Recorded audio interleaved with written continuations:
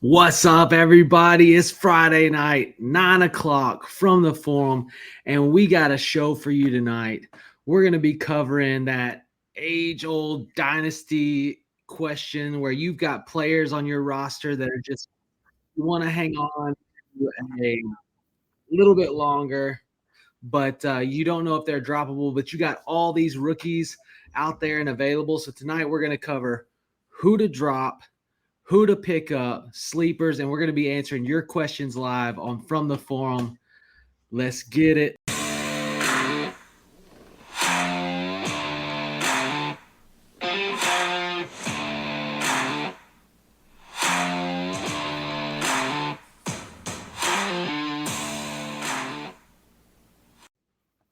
What's up, crew? We got a bunch of guys in the house tonight. Got my guy Joe, Ty, and Dynasty Big Mac. If you ever needed somebody to bring the truth, I think he's got it coming. What's up, guys? What's up, Tyler? How you doing, man? I'm good. I'm alive. We got a killer show. I'm excited. Got some people popping in the chat already. Britt Bradford in before the show. Let's go. Love this show. Appreciate the shout out. Excited to see you guys continue to grow. Thanks, partner. And Jerry in the house. What's up, Jerry? Let's go. Man. So, Ty, let me ask you a question. Hit me. Is Aaron Rodgers ever going to sign anywhere? He's done. I don't think he's done. His career's over with. Wow, career over with. He's going to go back to the Hayakasa or whatever he's smoking and end his days. Maybe see some Shailene Woodley, get back together with her, but he's not playing another snap. Yeah, that's an interesting take. Benjamin, are you on the same page there? Everybody keeps holding out for the Steelers. I'm kind of with Ty on this one. I think he's got to hang it up. I think the Steelers really need to just move on with. I have some love for a guy I might be talking about later in Will Howard, but I don't know about Rodgers. I think he's cooked. I think he's done. Well, Deku25 hopping in the chat. I hope he doesn't. I don't want to see him continue to tarnish his reputation.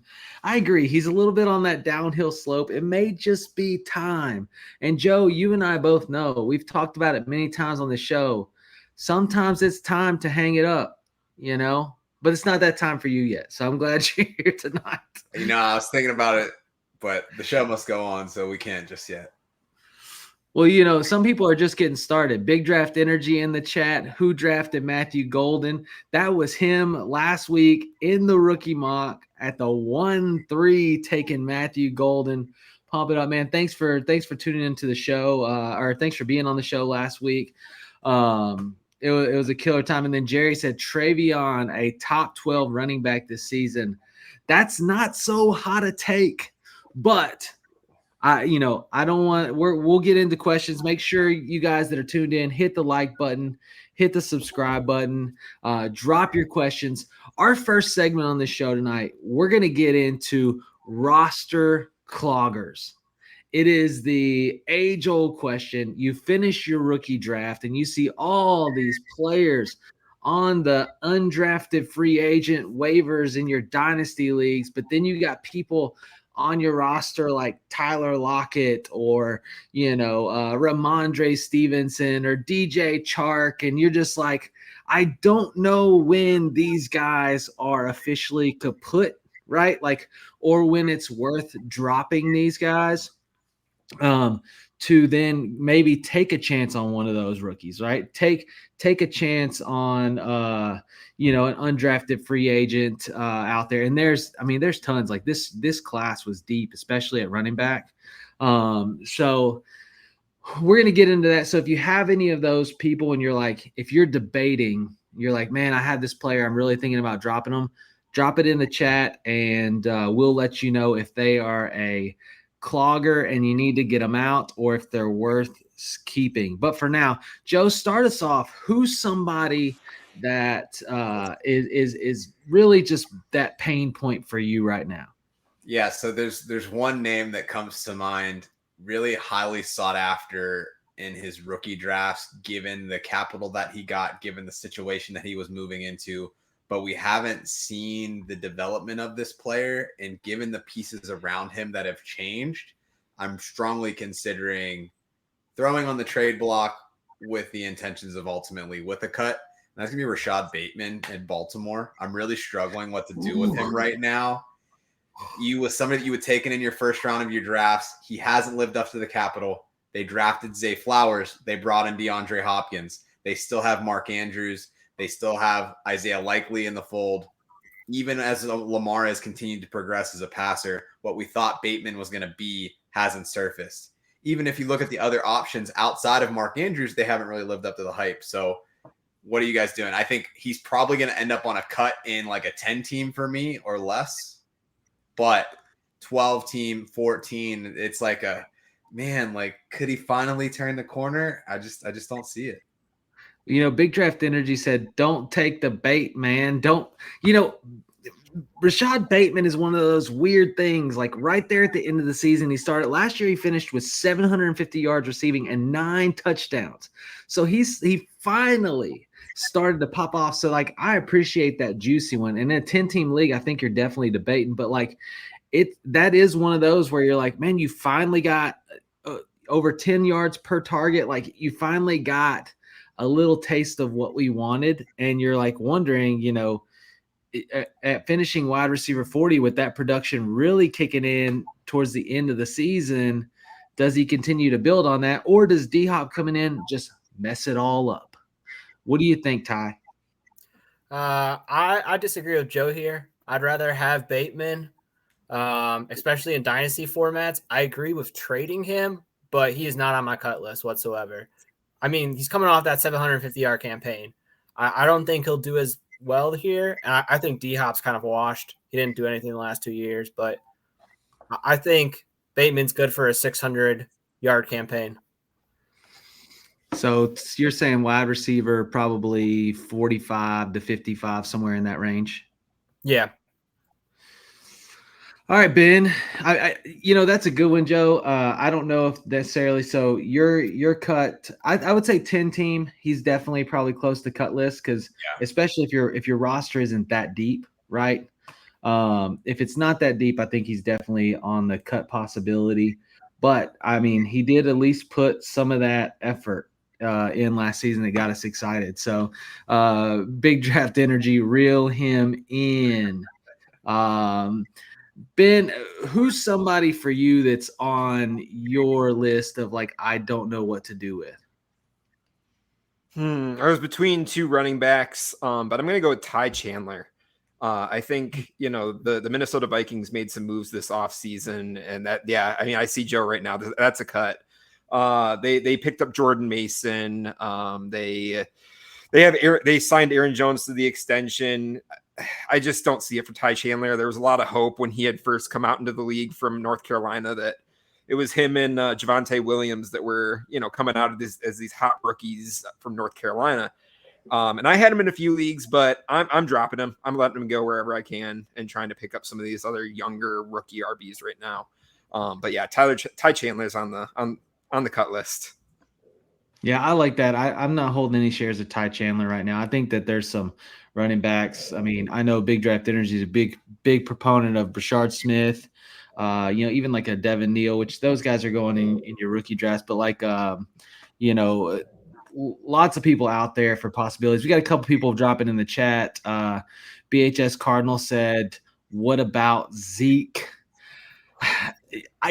For me, Zeke's got a soft spot in my heart. I appreciate Zeke, but I think Zeke has officially ran out of steam.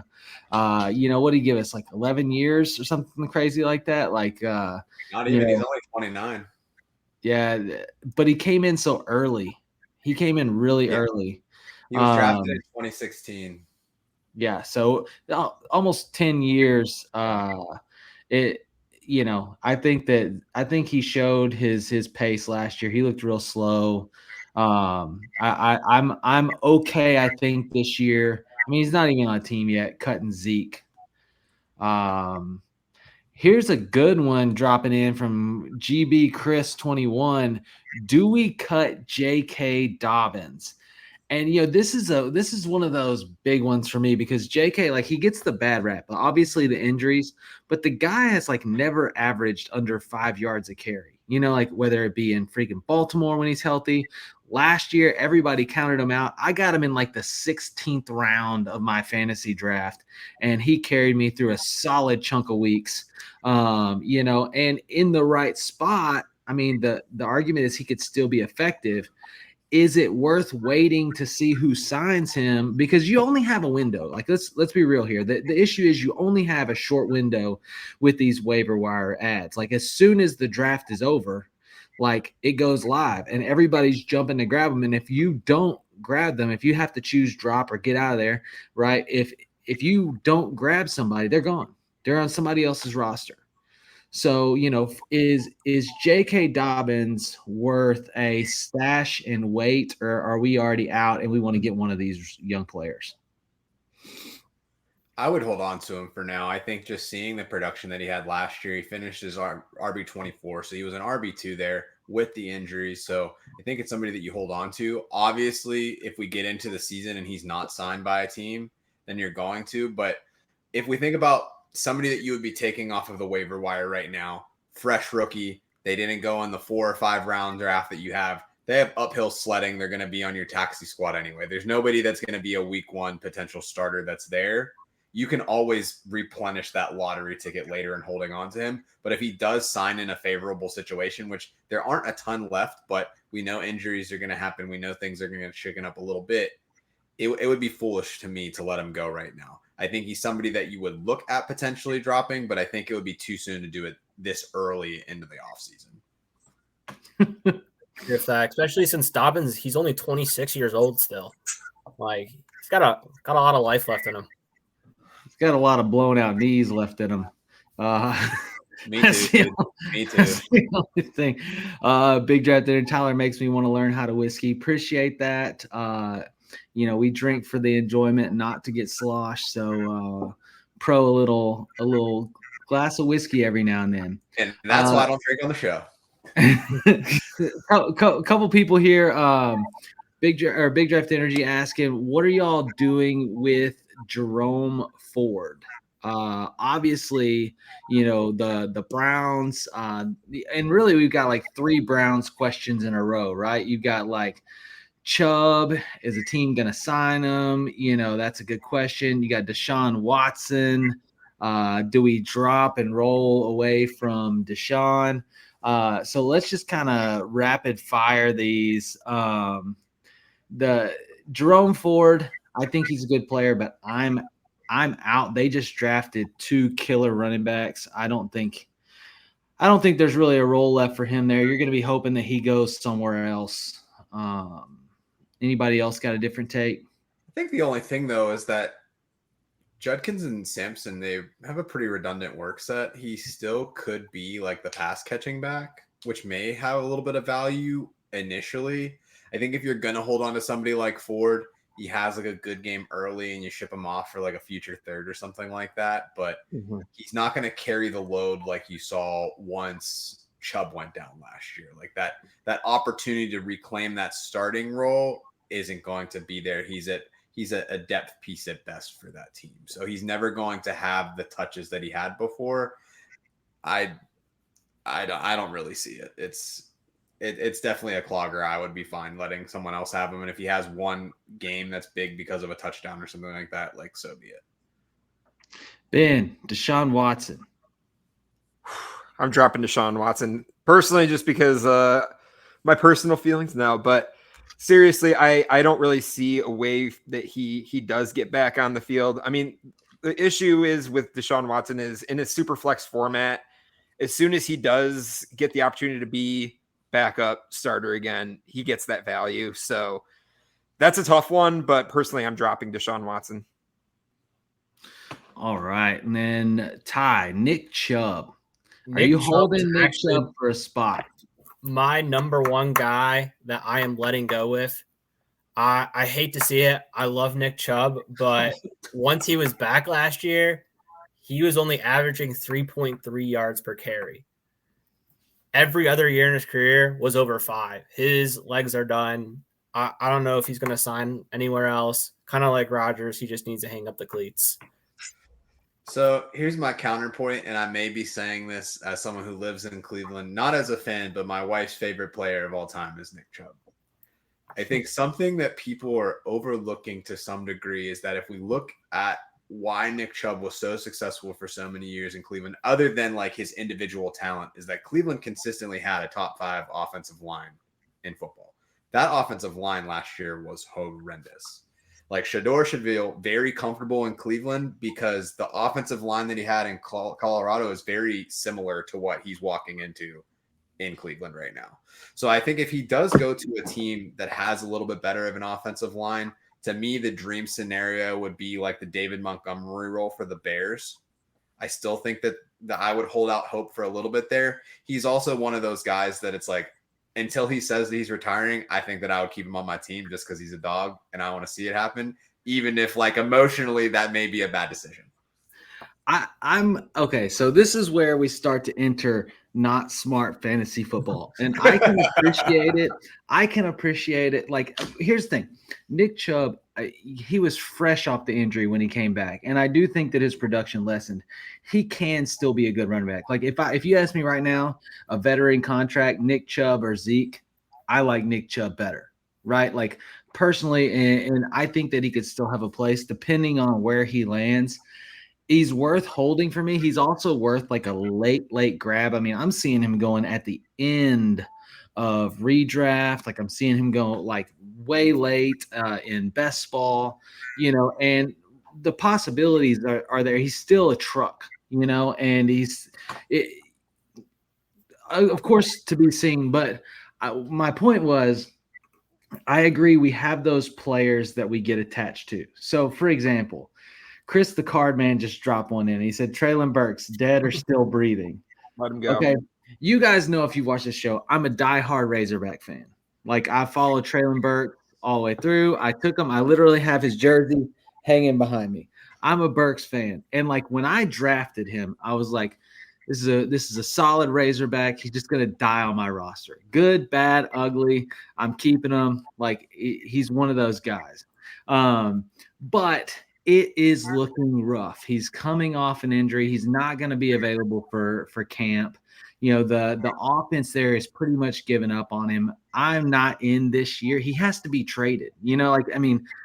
Or somehow work his way in. So it breaks my heart, but I'm still hanging in there. Because the talent's there. The talent's there. Just it's like Mike Williams. Like, he just never learned how to fall. When you fall hard, you stay banged up. But anyway, so he is still breathing. I'm still hanging on to him, hoping for like a Tyler Lockett 4th year resurgence. But I may just be living in dream world, and I'm willing to admit that. Hey, maybe Tyler Lockett could show him a thing or two now that he's in Tennessee. Maybe. All right. So half troll, half serious question. Stashing Henry Ruggs.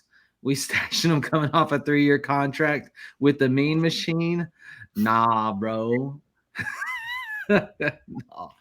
My dog, what's up, Millie Mills? Thanks for tuning in. Appreciate you. Nancy.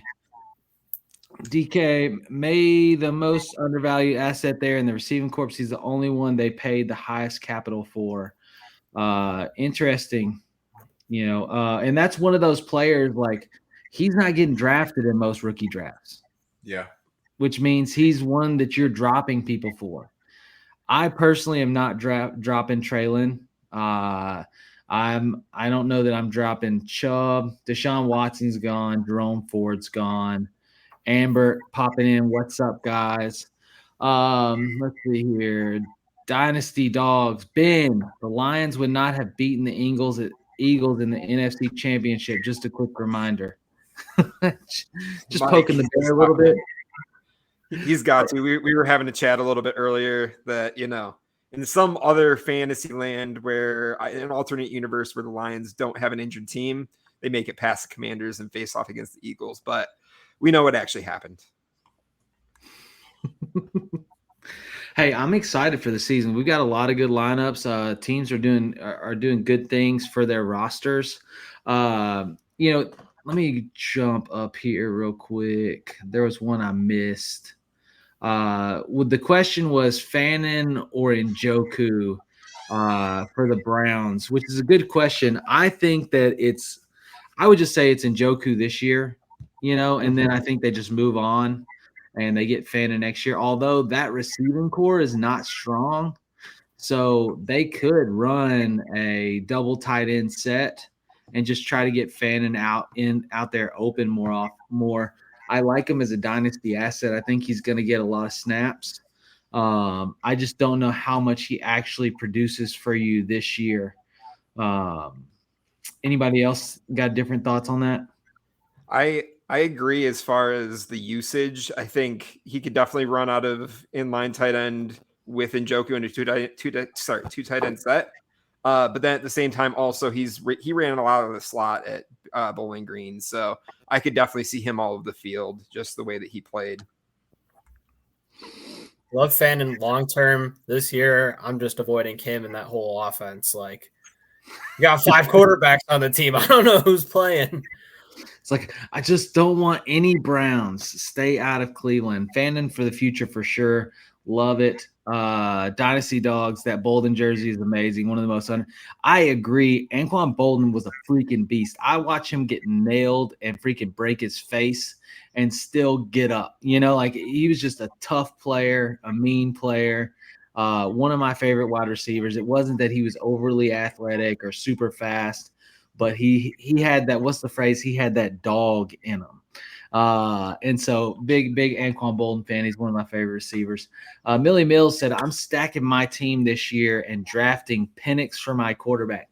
So I'm not going to talk Penix here specifically, although I do really like Penix coming in this year.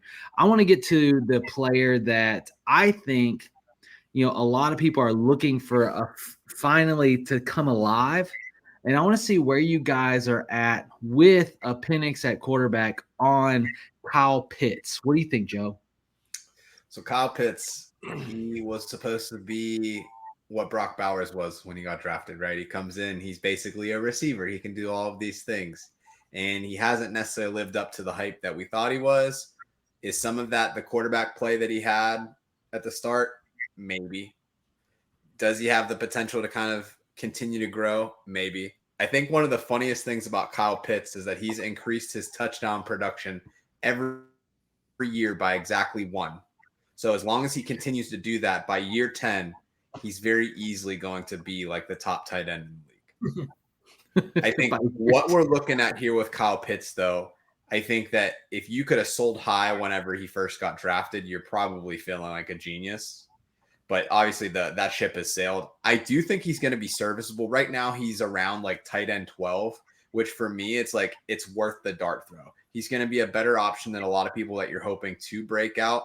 He's kind of had injury struggles the last couple of years, but I do think that Penix is going to make that offense fly a lot more than what we saw out of Kirk Cousins last year. So from a dynasty perspective, he's not somebody that I'm necessarily looking to acquire, redraft, given where he's going. He's somebody that I would definitely have a flyer for. And then if you listen to like Andrew Cooper and kind of go with his philosophy of like the yin and yang tight end sort of philosophy there, where you're kind of picking like an upside play and then kind of like a steady play, to me, like he's that upside play that could still linger because he's still super young. It's a really talented offense and their defense is not necessarily all the way there yet. So the opportunity is there. Will he take advantage of it? Probably not, but I don't worry about previous years and like, oh, I'm not going to get burned again. Like, bring it on. I'm here for it. Yeah, I like Pitts. I like Pitts, especially at his ADP, which is very low. I think I took him in my best ball draft today in the double-digit rounds. I mean, way late for tight end. So, I mean, lots of possibility there. And I want to hit another question that hit the chat, and it's like Judkins might do something in Cleveland, though, from Millie Mills. I agree. Judkins is one of those players, and I'm telling you right now, I'll say it on this show, draft Judkins. You can get him in like today in my best ball draft, I think I grabbed him in like round 7. Like one thing Cleveland can do, and it doesn't matter if it's Chubb, it doesn't matter if Jerome Ford, it doesn't matter if it's Dearness Johnson. One thing Cleveland can do is they can run the football. And when they have an elite back like Judkins, they're going to run the football. And like you said, the quarterback room, they're going to lean on the run game. And when they're not leaning on the run game, it's probably going to be some dump offs because they don't have an amazing receiver room. So I love the Judkins buy. Right now, while he is cheap, before camp starts and he starts blowing people out of the water, if you're doing best ball drafts, you need to be grabbing Judkins. 100%. Make sure you write that down. Snatch Judkins in most of my startups. Great job. No fear of Samson. I'm not scared of Samson. They're different running backs. And everybody's going to this 2 running back set, and I think that they're very good complements. The key is Judkins, as we saw, has a nose for the end zone. So the difference maker is there. He's going to get the touchdowns. And I just wanted to jump in, Tyler, real quick. So right now on Underdog, Kyle Pitts is tight end 18. So he's getting drafted around Isaiah Likely, Brenton Strange, Old Man Zach Ertz. Like, there's really the risk is gone at this point. Like, would you rather take Hunter Henry and Mike Gesicki or Kyle Pitts? Like, it's value grab, ding, ding, ding, ding, ding, ding, ding. Like, freaking love it. RenTap, hey, thanks. If you guys haven't checked out the RenTap, you need to. They sponsored our Nashville live draft event. What do we think about Roschon Johnson?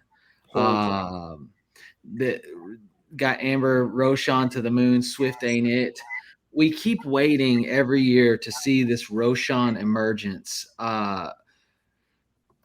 Ty, is it this year? I've been waiting the last couple of years, and it hasn't happened. So he's kind of like my Kyle Pitts almost. What do you think, have a little bit of insight, though, that Ben Johnson definitely shipped out DeAndre Swift out of Detroit. So there is a reality where Roschon Johnson is just somehow Ben Johnson's guy. I think it's going to be Kyle Monogany. I can't even pronounce his last name, but Kyle the fun guy, Monongai. He's gonna pass Roschon Johnson on the depth chart. I'm not quite that bullish on. I'm not that bullish. They say he's coming, y'all. He's a bully. I hope Roschon. I hope he emerges this year. I've got a lot of shares of Roschon. I liked him coming in. I mean, he literally competed for touches with Bijan and got them. Like, it wasn't like he was just a complete afterthought. I've never been a Swift fan. So I like Roschon. I'm hanging on to Roschon in my dynasty. He's not on my roster clogger list. GB Chris said, what about Marshawn Lloyd? Is he a stash? Go ahead, Ben. Yeah. I think that's the perfect stash.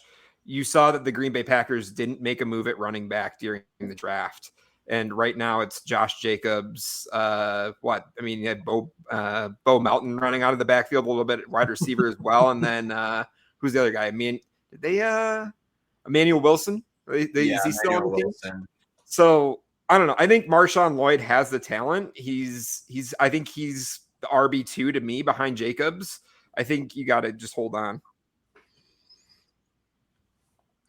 Yeah, I mean, there was a lot of hype on Marshawn Lloyd last year, and it's still yet to be seen how that who's RB2, right? We don't know.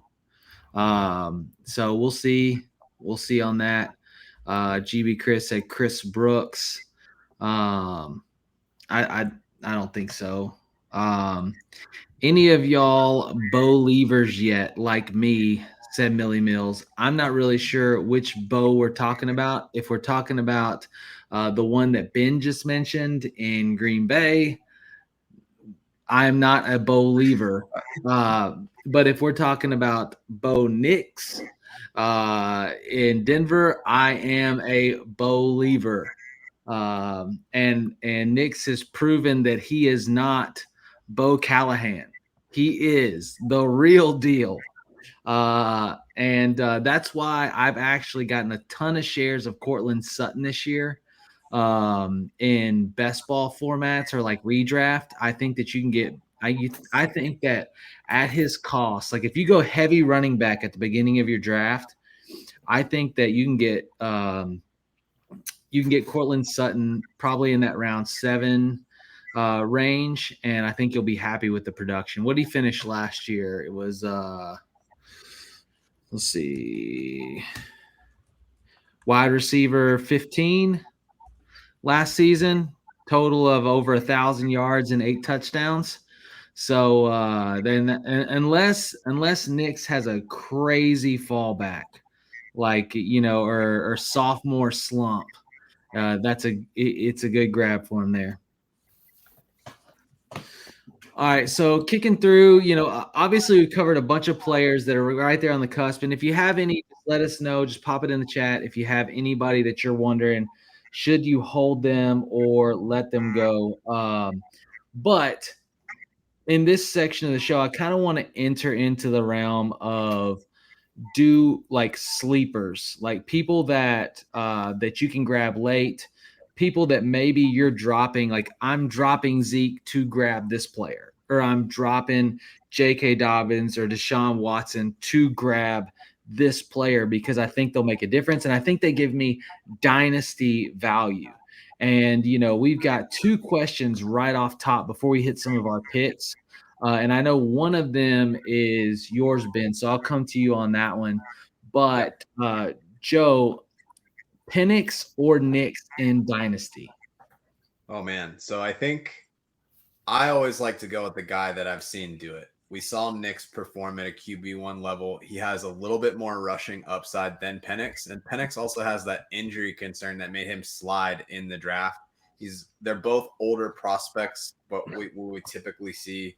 I lean Nix. I think that Penix is going to do really well. I think he's a solid QB2 in like a super flex format because he is in a good offense. But I think Nix just offers a little bit more upside on the rushing game. So that's what I'm going to go with. What do you think, Ty? I am a huge believer. I am all over Nix. I have him honestly as like a top 10, top 12 quarterback in all of Dynasty, especially with his run game appeal. And honestly, I'm still not impressed with RJ Harvey being a true RB1 in Denver. I still think Nick is going to use his legs a lot and can put up a few hundred yards and turn into a Josh Allen type player. All right. I'm not pushing RJ Harvey in the back over Nix, though. I like some RJ Harvey at that buy, but no, I agree. I think Nix over Penix, although I do think we see Penix light it up this year. I think they've been setting it up for him. I'm excited to see him work. We saw a little glimpse towards the end of last season. Excited to see that work. And, it's kind of like with the Knicks thing. Like Knicks had a lot of experience in college, as does Penix, right? They came in a little bit older with a little bit more experience. And, I think that Penix could have a really good season. If you have people in your dynasty league that are not Penix believers and maybe they sell them for even like, especially if you're in Superflex, like they sell them for like a 2nd round pick or something like that, get them. Like just go get them. It's worth the shot. Like I saw enough possibility in the little bit of tape we got from him at the end of last year that I think he's a grab. GB Chris 21 coming in said, any faith in Marvin Mims? Kind of got hot last season. What do you think, Dan? Yeah. So actually pre-show, I was talking to Tyler just kind of about some guys that I'm really, really riding the hype train right now. Marvin Mims is one of those guys. He finished the season off strong last year. I think he's creating that connection with Bo Nix. You look all the way back to Marvin Mims getting into the NFL as a 2nd round pick from Oklahoma. He was a great prospect coming out of college and just didn't really have a great start. I actually drafted Mims in a startup my first like true season into Dynasty. And yeah, it didn't turn out the way that we wanted it to in Denver, but now that we have Nix at the helm, we saw kind of what they can do. He was the wide receiver 3 last year against the Bengals in week 17, 103 yards, 8 for 8 and 2 touchdowns. And then ended up the following game being the wide receiver 7 in week 18. So he was a pretty pivotal point in a lot of people's playoff wins and getting those championships. And I do see that continuing into next season just because now you have Pat Bryant coming in. I think he's going to complement Marvin Mims well. And I think that Bo Nix is going to spread the ball around to a lot of those guys. I love some Marvin Mims in best ball. Like, I think he is queued up for that, healthy, not beat up all the time. Like, just Rashid Shaheed, deep ball game where any given game, he could have a 60, 70-yard touchdown bomb, so I love it. Good. It's get Marvin Mims, best ball for sure. I don't mind him in Dynasty as well because they need it, and he showed the deep ball threat. So, I mean, again, any given week, you got possibility there. Dynasty Dog says, any hope for Javon Baker? The one thing I'll say about Baker is that the New England receiving game is pretty open. So with any of those guys, it's kind of anybody's possibility, right? And so he could work himself into a role. I'm not holding him. But I mean, is anybody else in the room feel different? I feel the guy that's going to claim that secondary role is going to be Pop Douglas. I think you obviously have Diggs there. He's established, a little bit over the hill in my opinion. I think that he's kind of on that decline coming back from the injury. It's going to be tough. I think Pop Douglas ends up being the wide receiver 1 for them this year.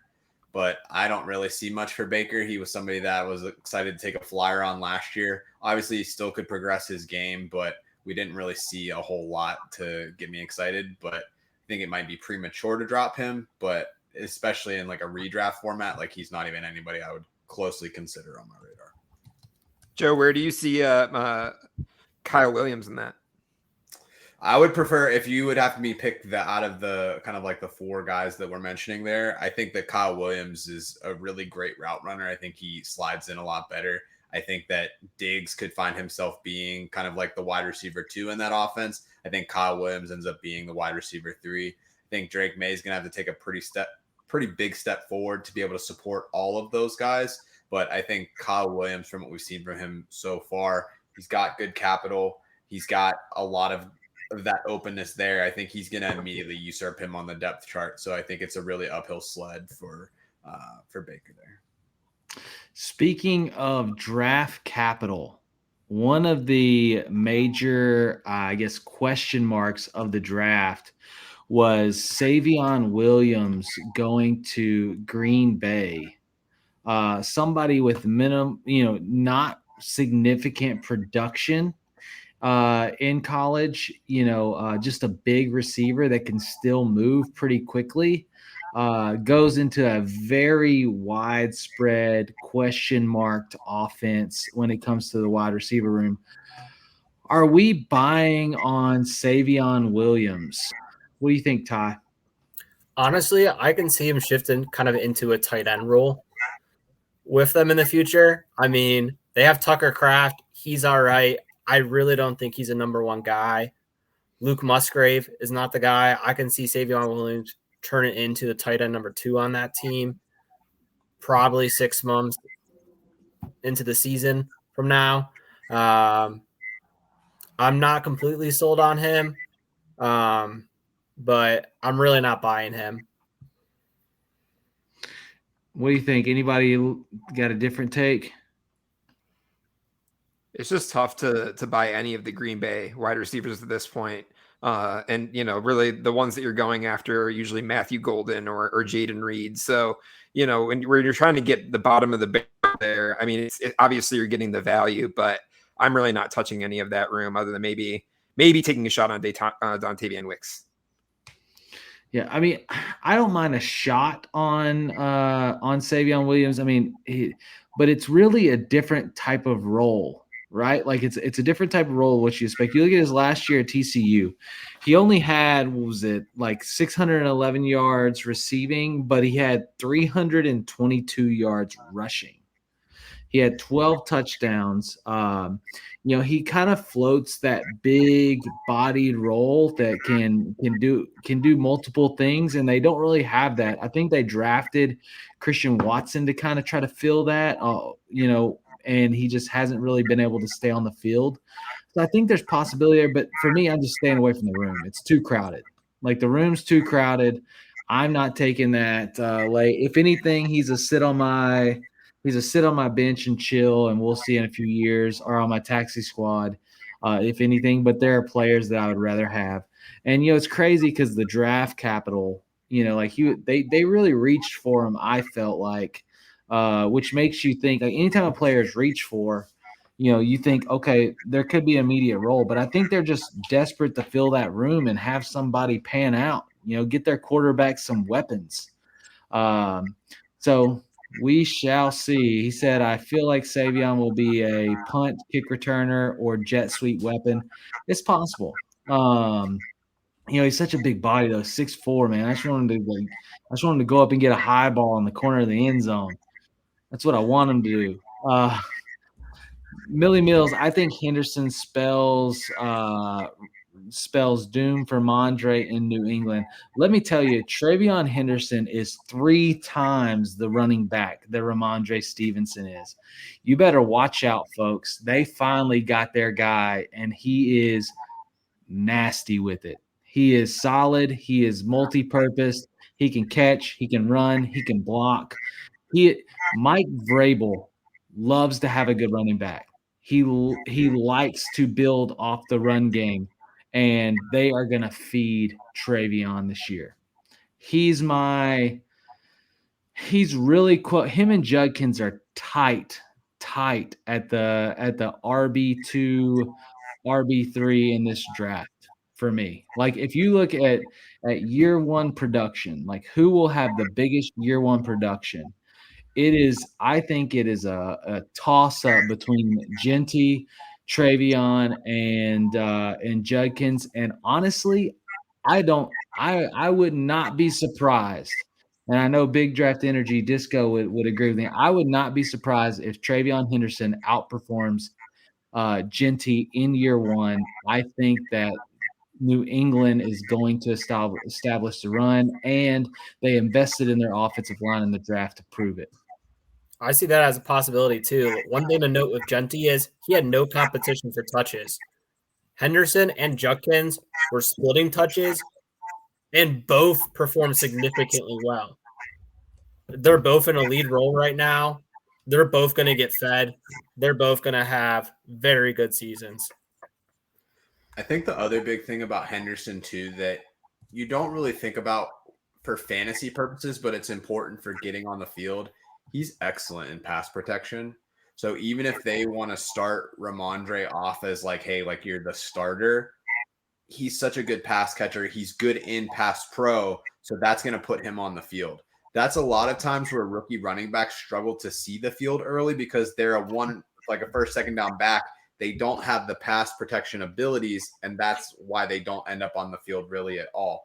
You look at somebody undrafted free agent, Jaylen Warren, for example, out of Pittsburgh, beast in pass protection. He loves to pass protect.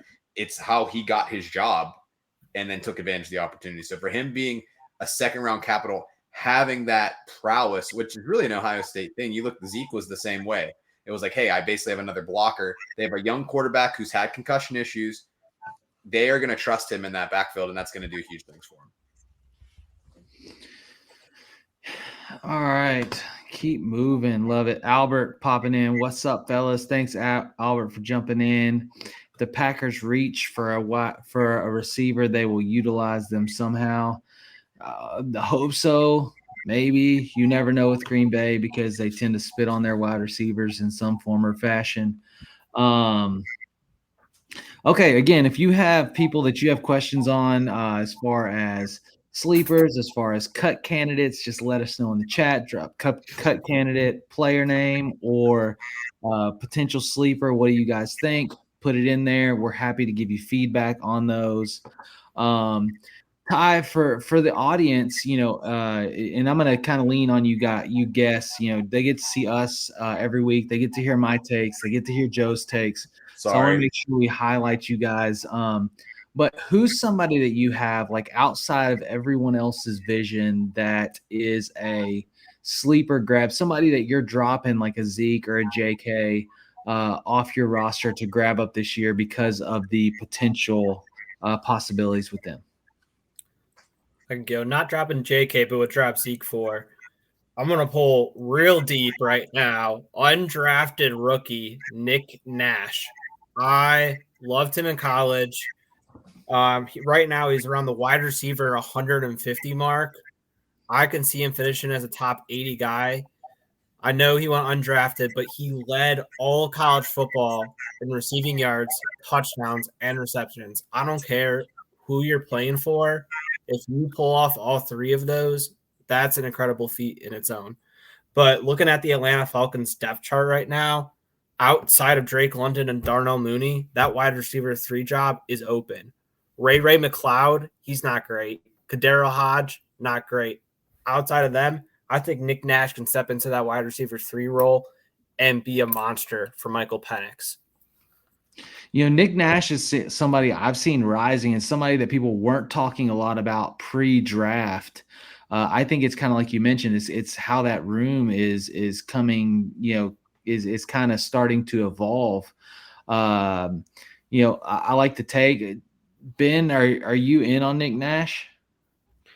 I didn't do a lot of pre-draft looking into Nick Nash. I heard a lot of great things from him at San Diego State, but I think, when you're talking about dropping some of these guys like J.K. Dobbins and Zeke, you're trying to take a flyer on somebody who could just absolutely flash in year one.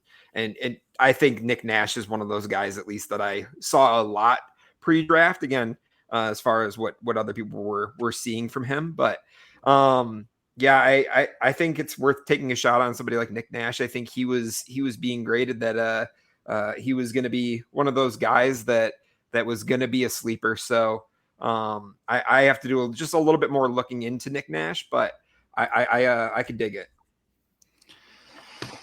Awesome. I like that call. I mean, that's definitely somebody that people aren't looking at. And that's one of those waiver wire grabs. Like, I haven't seen a single draft where he's been drafted. So that's definitely like a waiver wire grab that you could probably get up. Millie Mills said in the chat, is Jacoby Myers considered a sleeper for y'all? I wouldn't consider Jacoby a sleeper. Jacoby is right now their wide receiver 1. So I don't put him in sleeper status, but I do put him in the realm of a good late round grab. Like, Jacoby Myers is going, I forget what his ADP's at, but I want to say it's in the late teens. He's currently wide receiver 40 on Underdog. On Underdog, so I mean that's going to be in your probably in your double digit rounds. So that's ADP 73. I don't know what that looks like in real life, but he's in the likes of like Deebo Samuel, Jerry Jeudy, Matthew Golden. The problem is I'm not seeing him drafted that high. Like, when you're in those, like, for those ADP drafters, right? For the ADP drafters, like, when they're looking at the lineup of players available, a lot of them are passing on Myers, and he's sitting there for like 2 rounds. But he's definitely one that whole wide receiver group is wide open, which is why you get another. I mean, people that tentatively don't get drafted. Like, I mean, Besh has been drafted in most drafts, but he also goes late. So that's a high possibility for somebody to evolve in that offense there. Trey Tucker could resurge. Dante Thornton, I like him. It's kind of wide open there. So I wouldn't put him in. I definitely wouldn't put him in sleeper category, which is the question. But I think that there's probably value at where he is actually getting drafted. So he was wide receiver 40 in best ball. He's wide receiver 29 on sleeper. To say you mentioned Trey Tucker. He's a guy I had on my list of sleepers. He's kind of in the wide receiver 120 range, and last year finished as a top 60 guy. Both him and Myers, I really like for redraft formats. Dynasty, I'm kind of iffy on both of them, but Geno Smith is a big boost at quarterback. They dealt with Aiden O'Connell and Gardner Minshew last year. Smith, they might not win games with, but he's going to throw 300-yard games half the season. And Myers and Tucker are going to be big benefactors. Look, you may be a Tannehill fan, but don't hate on the stash, okay? Gardner Minshew is the next Ryan Fitzmagic of the NFL. He will go around, he will wear a chain around his neck, and he will be the guy that pops in when nobody else is available. Mark my words. No, I'm just kidding. I thought you were going to say Uncle Rico. I mean, Uncle Rico, it is very much the same. You look at Fitzmagic, you look at Uncle Rico, you look at Gardner Minshew, they all belong in the same clan.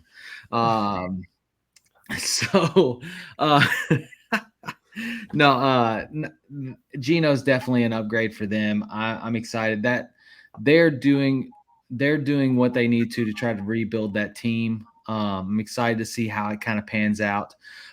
Guys, if you are tuned in right now, hit the like button, hit the subscribe button to the channel.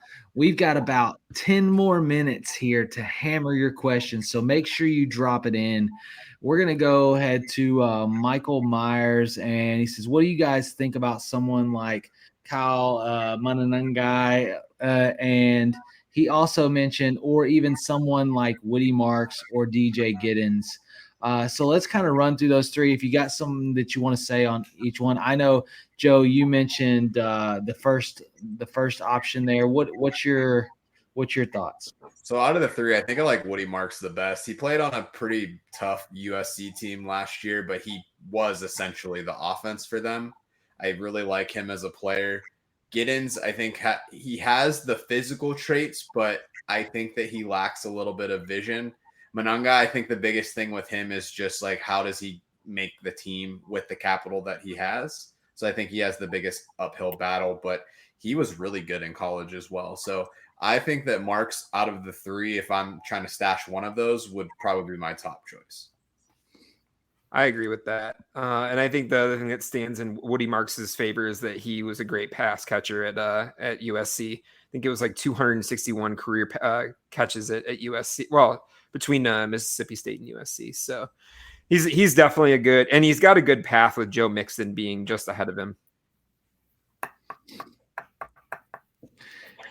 Yeah. Anything from you, Ty? Nope. I was going to say Mixon, I think he's injury prone. I'm not sure he stays healthy for this year. And Dameon Pierce will easily be surpassed by Marks on the team. I like Marks out of the three. Love it. GB Chris dropping in, and I'll kind of nail this one real quick. Any thoughts on Ewers in Miami? Tua in trouble. I feel like Miami stole Ewers. I think Miami got a deal here. Here's the reality here. Ewers, though he fell very far in the draft, though people are not super confident in his abilities, he is very similar to a Tua S player. He doesn't have a big arm, right? Tua does not have a huge arm. And so he kind of fits that similar role. And here's the thing that I like about Ewers, especially in Superflex, is he might actually see significant opportunity. And I think he's more serviceable than any other backup quarterback that they've had there thus far. And sometimes all you need is a little opportunity, right? Like all he needs to do is to take Mike McDaniel's crazy system and make it function, right? Which is not anything wild. Like it doesn't require crazy deep balls. It requires a lot of over the middle, a lot of short dink and dunk. And the reality is Tua is one hit away from no more career. So if you need an upside grab with potential, it's okay to take a dart throw. And like yours is one of those players I would take a dart throw on, because who knows, it could work out. It could be a Brock Purdy-ish type thing, right? Where somebody that we did not expect, that everybody felt. But at the end of the day, I mean, Texas has won with them. It's not like he didn't win in college. Now he had a good team, but it's not like he didn't win in college. Like you see other players that people get way higher on, like Anthony Richardson, that don't win in college, right? They can't win. And so it's like, and I'm always a proponent of like good players, especially when it comes to quarterbacks, will elevate a team, and that team's been high performing. So, for me, Ewers is a possibility. I think that they got him late. It was a steal. Am I like, throwing crazy at him? No. But is the value there, or the possibility of value there? I mean, you could see Tua go down. You could see Ewers have any kind of marginal game, and then you could go turn around and sell Ewers in Dynasty for significant value, especially if it's super flex, because somebody's going to be out there that believes in them. Somebody's going to buy a 2-game hype train, and you're going to end up with an early first-round pick the next year. So that's my thoughts on yours. Keep rolling. Burt's McGee, the 104 and the 212, or the 111 and a 27 mid-late first. I'm keeping my 104. It's not enough. I'm not trading back to the 111 so that I can have a 2027 mid to late first round pick. That's not going to help your roster. At the 104, you're getting a high value. You're getting either the top wide receiver in the draft class, or you're getting one of the top 3 running backs. And we just talked about it. Genty, Judkins, or Henderson, either the 3. So if you get those 3, or you get a Hunter, or you get Tet, you're solid. And I would take those over anybody I could get at the 111 or a mid-late first 2 years from now. Like it's just not – that's somebody trying, reaching. They're going to win the championship because they're going to get a solid player on probably, if they had the 111, a very competitive roster that they already have. And this happens. This is how the rich get richer in Dynasty right here, is this trade. Let's see here. And before we get in these last 2 comments, I know, Ben, you mentioned a quarterback sleeper that you wanted to add to tonight's show. And I just want to give you a second on that because I know it's going to make Joe excited. Tell us a little bit about that.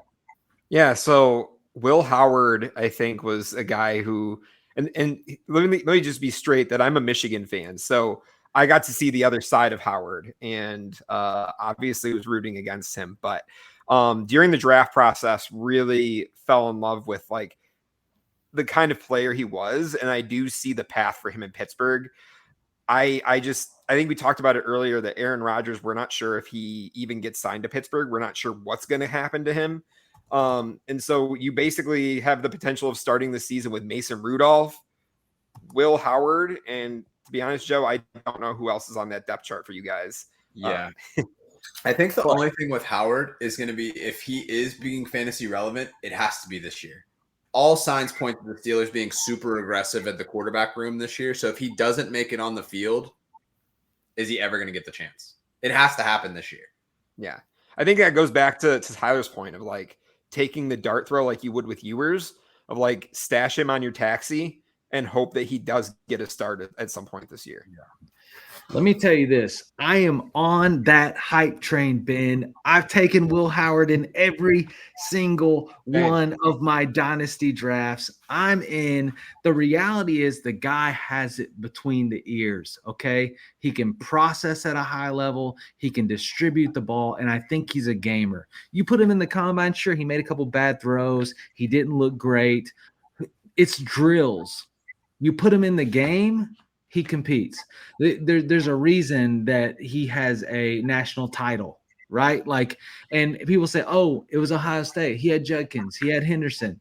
He had these great wide receiver. I'm sure he still had to get him the ball, and I think there's a bit of that. But, when you talk about that offense and getting in there, I think the Steelers do not have to sign Aaron Rodgers, because I believe Will Howard can get it done. Now, I don't think that they helped him out. I think they took his best weapon and sent him to Dallas, which is a shame. DK is not better than Pickens. I don't care what you say, Joe. Bye-bye. Bye-bye, Georgie. Have fun. George Pickens. goes there. George Pickens has some of the best hands in the NFL. Boom. Mic drop. No, Dallas will look good having Pickens for sure. But back to that other trade real quick. He said I would be getting the 104. I had it out of order. Take the 104. You are winning that deal. It's a great deal for you. You're going to continue to win championships. Love it. Take it. Let's go. But yeah, Will Howard, deep grab him. We're going to try to hit these last couple questions real fast, lightning round. Thoughts on Hunter Deckers? Anybody got thoughts here? I mean, he got kicked out of college for sports betting. So he got signed to the tryout. He also punted when he played in the National Junior College Athletic Association for Iowa Western Community College. Cool story, I guess, if you're into the whole redemption thing, but no, I don't see anything coming of that. They drafted a quarterback in the second round. He's not. Look, they're always going to try to create the narratives. There's always the dream story, right? They're going to make a movie down the road if it pans out, but I'm not buying. Betting on yourself. Buy Apple Pie. So if Apple Pie is a player, buy him. No, I'm just kidding. 12-team PPR, start 10. Chase and a mid-late 26 first, or Genty, Hunter, and Metcalf. Who? Start 10, which, well, 12 teams. So I think I'm going with Chase. I don't know how you give up Chase for the unknown. I'll say that DK is never going to be anything but mid, period. He's going to be mid. So really the hope is that you get a Genty and Hunter pans out to everything that we hope he can be. Like the only way that this trade makes sense is if Genty is a top 3 running back and Hunter can progress inside the top 10 at wide receiver in year 1. And the question is, do we think that that's possible? I don't think that's possible at all with Hunter. I think Brian Thomas Jr. has that solidified. I think Hunter's a great player. He's going to be a great receiver. But as long as Trevor Lawrence is the quarterback in that system, he's not going to be anything more than a top 20, top 25 guy. You know, I have a little bit different take on Hunter. And I think because Hunter offers a different dynamic to the game than Brian Thomas does. Brian Thomas is a burner. Hunter is your big catch guy. Like Hunter is a high point. He plays cornerback. He knows how to go up and get the football.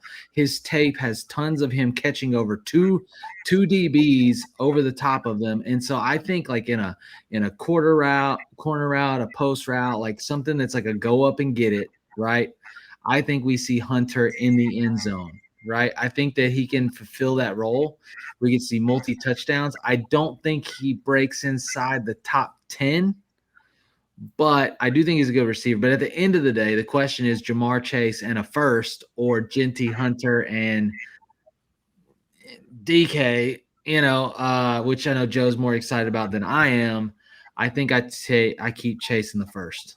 I think if you can get something different than Metcalf, I would be more interested in. Just to give perspective on like a start 10, you're looking at 3 flex players plus like a super flex. So I think having that kind of depth, if you look at like right now, everybody's like super bricked up on rookies. You could flip. Hunter is currently like wide receiver 14. Like you could take him and get a really established guy with Hunter right now. So it's like I would consider this if you didn't have to give up the first. If it was Chase for the 3 pieces straight up, I would probably do it. Having to give the first back on the other side of that makes me a little bit less comfortable. Love it. Well, look, we are wrapping this thing up. Make sure you hit that like button. Make sure you hit the subscribe button. If you care about us, hit the button. Now, you guys know it's always a good time every Friday night, 9:00 Central Time from the forum. Real quick, Ben, Ty, just let the audience know where they can find you, what your Twitter handle is, where you create content so that they can, lock in and check out your stuff before we sign out here. Go ahead, Ben.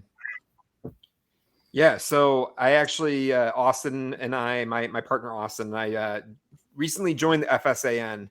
with our new pod, the Dynasty Gambit. So we actually were running our own pod independently before, but talked with Tyler and Mike, and we loved you guys and your team. So we're excited to be working under FSAN and FFAN. And you can find me at Dynasty Big Mac FF on X, as well as you can look us up on TikTok, YouTube for the Dynasty Gambit, as well as we have a free Discord server that we run as well. So if you want to reach out to me, just DM me on X, and I can definitely get you to all those socials. Awesome. Ty? It's at Ty Racino on X. And then I do a lot of writing for Fantasy Football Advice over the last couple of months and plan on kicking it up into top notch come fantasy football season. I also want to say Ty not only does fantasy football, this man's like an all sport ball knower. So like he can literally hit you with anything. So Ty, please save my fantasy baseball team. I do fantasy baseball. I do fantasy basketball. I also do fantasy NASCAR.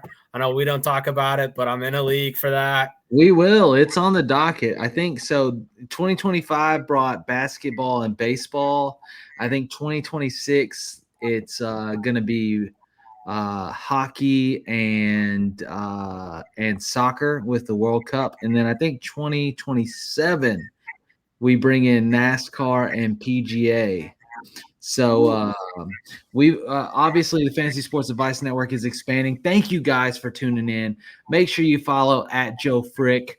Make sure you follow at Tyler Bradley CP. And most importantly, go to fantasysportsadvice.com. Check out the content. And we're always here for a good time. We'll see you next week from the forum, 9 o'clock Central. Have a good one. Good luck. We are here. FantasySportsAdvice.com, offering the best fantasy sports social media platform. Why join endless Discord communities or the trolls of Reddit? Fantasy Sports Advice is a community designed to help you win with 24/7 support. Go to FantasySportsAdvice.com and become a pro member for unlimited access. Again, go to FantasySportsAdvice.com today.